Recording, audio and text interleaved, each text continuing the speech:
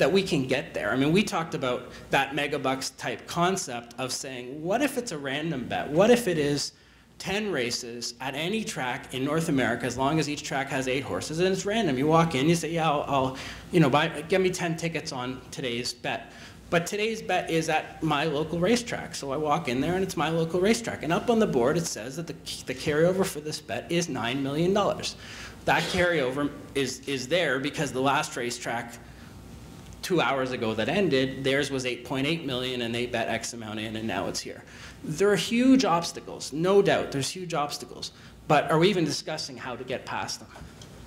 The Canadian Betting Exchange is something that, the betting exchange concept, the fact that Betfair is in the US through TVG, I think a lot of people believe that the betting exchange is coming to people who play it, to people who are involved in it. In the United States, I don't even think you can, but it's a great way to bet a horse race. I mean, it really is. You're betting during the race. It's like buying and selling stocks. I can say, yeah, you know, I think this horse is 8-1. I buy him at 8-1. I sell him at 6-1. I buy him back at 4-1. I sell him at 2-1. I just made $300 and the race hasn't even started yet.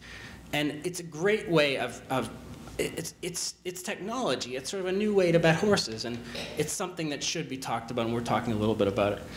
And as well, racing product development. You know, the Prix d'Amérique, they had huge wagering on the Prix d'Amérique this year. I believe they broke a record. You watch that race and you see 18 horses going on a track. You see them racing 3 wide all the way around the track. You see the grandstand full. You see them racing under saddle. You see them racing from a standing start, mobile gate.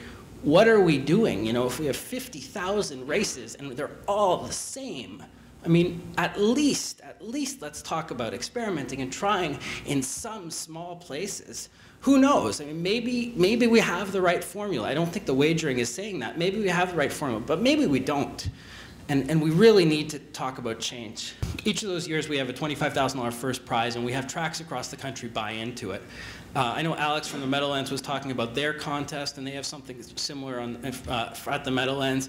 And he was saying that it looks like, because he hasn't received enough support, that, you know, maybe there's another year left in it, maybe there's another 2 years left in it.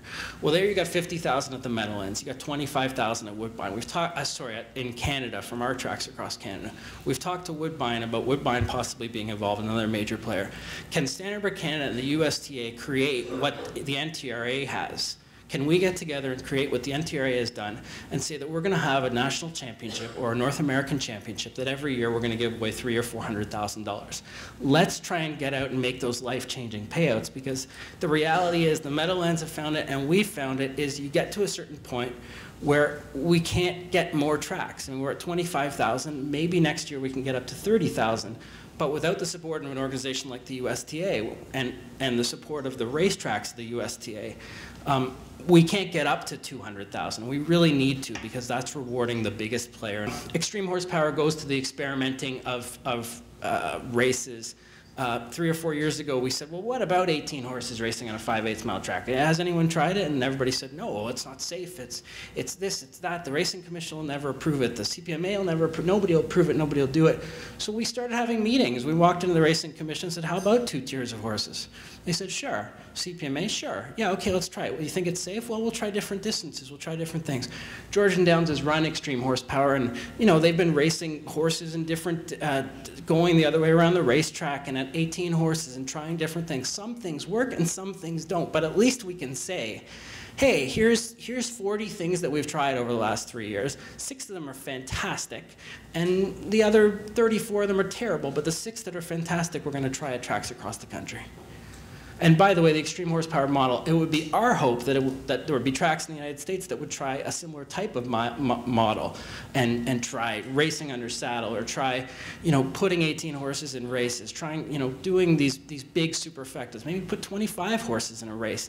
You have to be concerned about all the issues that you're normally concerned about, but you have to look and decide what the future of it is. NASCAR decides they're going to race 48 cars going 2 inches apart from each other, going 200 miles an hour, and that's going to be entertaining to people. Yet we're concerned if not everybody can get on the gate. I mean, it doesn't make sense. It doesn't make sense, and we have to just move out of that model. where it's gone from extreme horsepower is that we actually are now working on a series of racetracks in Canada. We have 5 or 6 racetracks that have bought into it, basically an extreme sprint series and extreme enduro series, because the horsemen said, yeah, I can go a mile and 3/8, no problem. I don't mind being 20 horses in a field, whatever it is, but I need to be able to train my horse up to that. So the Extreme Enduro Series basically says, you would have an opportunity at Kawartha Downs, you'd have an opportunity at Woodbine, you'd have an opportunity at Western Fair, you'd have an opportunity at 5 or 6 racetracks, so that each week you would be able to race in this 20-horse field going a mile and 3/8, a mile and a half, whatever it may be, and then there'd be a final somewhere down the road. And we're talking about a 6-week series on both the sprint side and on the enduro side, primarily low-level claimers, because for us, it's about field size, it's about filling fields and about betting. And we want to be able to see if maybe, you know, there's 200 horses entered into a card where there's only 100 that get in. Maybe we can get all 200 in if we allow 18 horses per race. Canada One racing as well is another thing. This is to deal with the distribution. We have a whole bunch of racetracks. We look at our Saturday night, and we may have 14 tracks racing on a Saturday night, all competing with each other, and none of them have the pools to support betting.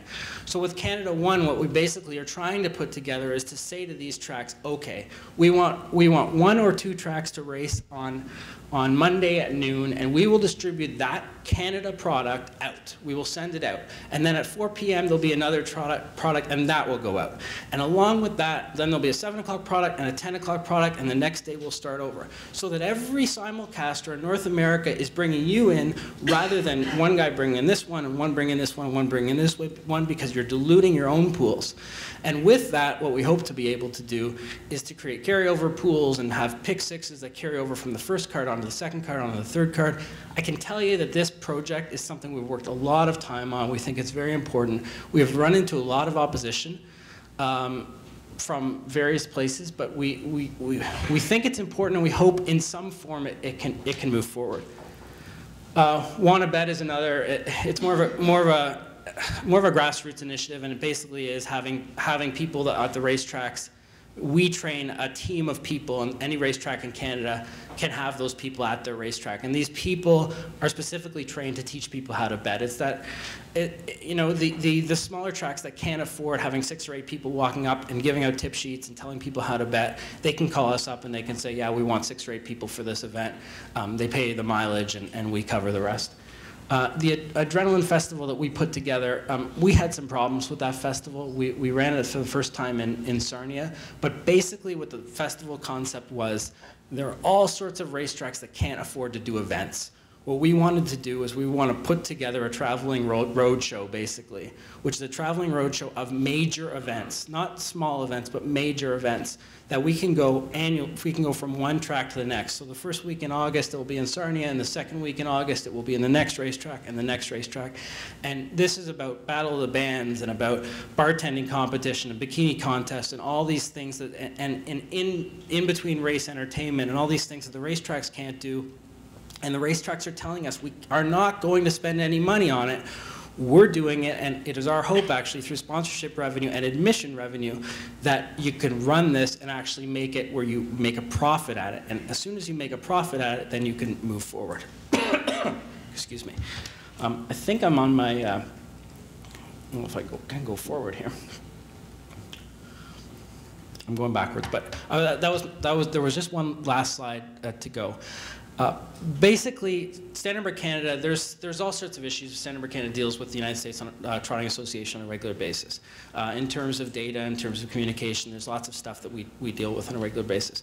For the most part, in marketing initiatives and new initiatives, wagering initiatives, there hasn't been much of it, although really we're all in it together. I mean, there's no reason why one initiative would be done in Canada and then the United States Trotting Association, we would do something and you guys would do something, and you know, there's no reason why we wouldn't be able to get together and do this stuff together. You know, I think the last slide said something about us being in crisis. The reality is we're in a crisis right now, and if that means that Standardbred Canada and the United States Trotting Association could get together and put together an emergency task force, then we can start setting some goals and setting some guidelines. And it really is, at this point, it's about it's about having ideas, having a plan, and it's about funding. It really sincerely is about funding. And we need these people in this room and the people in our room when we go back to our board, and I say it to our board as well, you got to go back to your association. And I heard it from the gentleman from Iowa who said yesterday at the marketing meeting, he said, we wish that in Iowa, and I'm paraphrasing, but he said, we wish that in Iowa we would have a little while ago, we would have taken some money out of purse money, invested it in the future, and then we probably wouldn't be in the situation we're in today. And I hear the same thing in Quebec. And for the people that are just getting slots or already have slots, you got to go back to your association and you got to say, we really need to invest. And if it's done nationally through the USTA and on our side through Standardbred Canada and North American-wide, we can accomplish a lot. We can be very meaningful. We can do a lot of meaningful things on research, development, marketing, promotion. We can be a powerhouse. There's a lot of money out there, but everybody has to really sincerely want it.